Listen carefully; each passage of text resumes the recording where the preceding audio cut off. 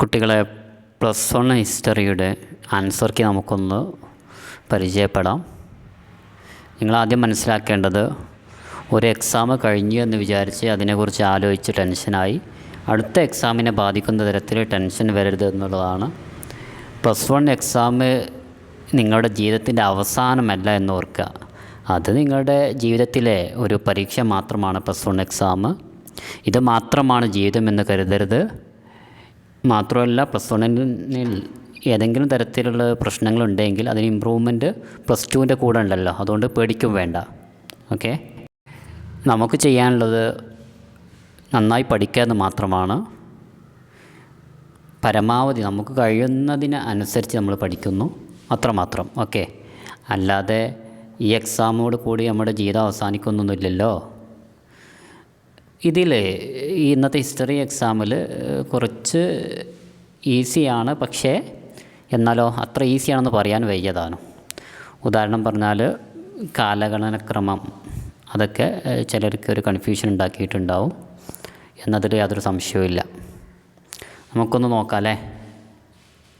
Exam എങ്ങനെയുണ്ട് എന്നൊക്കെ ഒന്ന് കമൻറ്റ് ചെയ്യണേ, അറിയാൻ വേണ്ടിയിട്ടാണ്. ഓക്കെ, ഒന്നാമത്തെ ചോദ്യം നോക്കാം. അഗസ്റ്റസുമായി ബന്ധപ്പെട്ടത് പ്രിൻസിപ്പേറ്റാണ്. Augustus principate. ഷാപ്പൂർ ഒന്നാമൻ, ഇദ്ദേഹം ഒരു ഇറാനിയൻ റൂളറാണ്, ഇറാനിയൻ ഭരണാധികാരിയാണ്. ഷാപ്പൂർ ഒന്നാമൻ. പ്ലിനിയുമായി ബന്ധപ്പെട്ടത് നാച്ചുറൽ ഹിസ്റ്ററിയാണ്. കോൺസ്റ്റൻറ്റൈൻ ഏതാണ് സാർ? സോളിഡസ്. ക്ലിയർ അല്ലേ?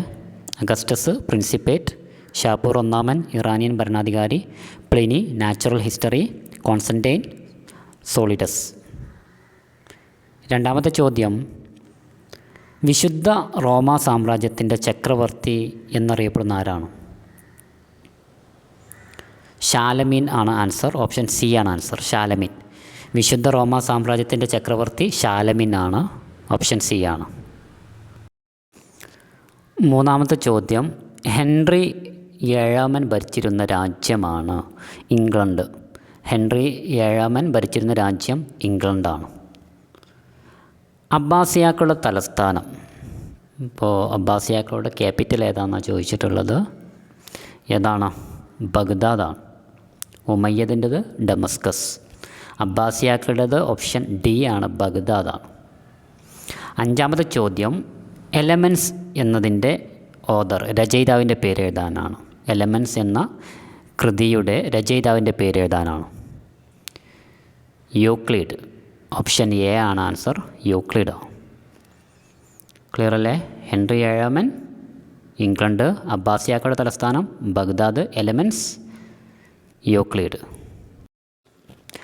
അടുത്ത ചോദ്യം, ഫ്ലോറൻസിലെ ഡ്യൂമോ ഡിസൈൻ ചെയ്തത് ആരാണ്?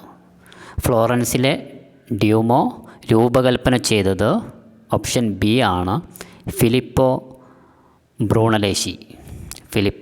ബ്രൂണലേശിയാണ് ആൻസർ. മനുഷ്യ ശരീരത്തെ ആദ്യമായി കീറിമുറിച്ച് പരിശോധിച്ചതാണ്? മനുഷ്യ ശരീരത്തെ, ഹ്യൂമൻ ബോഡിയെ ആദ്യമായി കീറിമുറിച്ച് പരിശോധിച്ചത് ആൻസർ ഏതാണ്? ആൻഡ്രിയസ് വെസേലിയസ് ആണ്. ഓപ്ഷൻ ഡി ആണ് ആൻസർ, ആൻഡ്രിയസ് വെസേലിയസ്.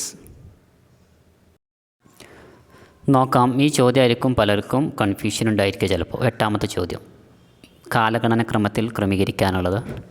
കബ്രാൾ ബ്രസീലിലെത്തിയത്, കബ്രാൾ അറൈവ്ഡ് ഇൻ ബ്രസീൽ 1500 പിന്നെയോ Bartholomew Dias cape of good ഹോപ്പിലെത്തിയത്, ഇപ്പോൾ Dias reached the cape of good hope 1488. Vasco da Gama discovered a sea route in India. Vasco da Gama ഇന്ത്യയിലേക്കൊരു സമുദ്രപാത കണ്ടെത്തിയത് 1498. Columbus arrived in the Bahamas island. Columbus Bahamas ദ്വീപിൽ എത്തിച്ചേർന്നത് 1492. ഇപ്പോൾ ഇങ്ങനെ ആൻസർ വരിക, ആദ്യം വരുന്നത് ഏതാ? Bartholomew Dias cape of good ഹോപ്പിൽ എത്തി. 1 1488 രണ്ടാമത് കൊളംബസ് ബഹാമസ് ദ്വീപിൽ എത്തിച്ചേർന്നു 1492. 3 വാസ്കോഡ ഗാമ ഇന്ത്യയിലേക്കൊരു സമുദ്രപാത കണ്ടെത്തി. അവസാനം കബ്രാൾ ബ്രസീലിൽ എത്തിച്ചേർന്നു. ഓക്കെ, അടുത്ത ചോദ്യം മാപ്പാണ്. കോൺസ്റ്റാന്റിനോപ്പിൾ, സഹാറ മരുഭൂമി, മക്ക, ജെറുസലേം. ഇത് എവിടെയാണ്? ലോകഭൂപടത്തിൻ്റെ രൂപരേഖയിൽ എവിടെയാണ്?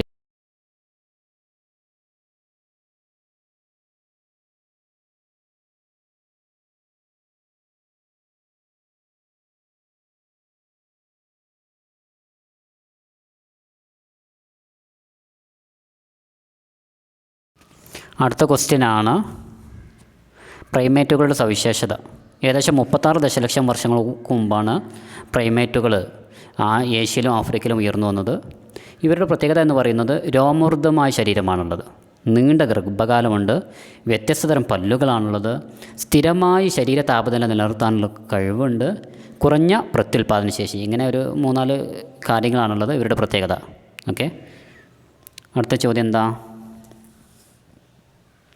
പ്രാചീന ഗുഹാചിത്രങ്ങൾ കണ്ടെത്തിയ യൂറോപ്പിലെ ഏതെങ്കിലും 2 സ്ഥലങ്ങൾ പേരെഴുതാനാണ്. അൾട്ടാമിറ ഗുഹ, സ്പെയിൻ, ലാസ്കസ്, ഫ്രാൻസ്. ഇതൊക്കെയാണ് എഴുതേണ്ടത്. Altamira, Spain. ഓക്കെ, പിന്നെ ഏതെങ്കിലും വേണോ?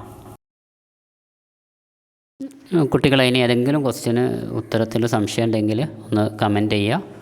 ഒന്ന് പറയുക, എങ്ങനെയുണ്ട്, ടഫാണോ, ആവറേജ് ആണോ, ബുദ്ധിമുട്ടാക്കിയോ, ഫുൾ മാർക്ക് കിട്ടുമോ എന്നൊക്കെ ഒന്ന് കമൻറ്റ് ചെയ്യണേ. Thank you all. ഇത് വിചാരിച്ചിട്ട് അടുത്ത എക്സാമിന് ബാധിക്കരുത്. അടുത്ത എക്സാമിന് നന്നായി പഠിക്കണം. ഓക്കെ, അതാണ് ഒരിക്കൽ കൂടി കുട്ടികളോട് പറയാനുള്ളത്.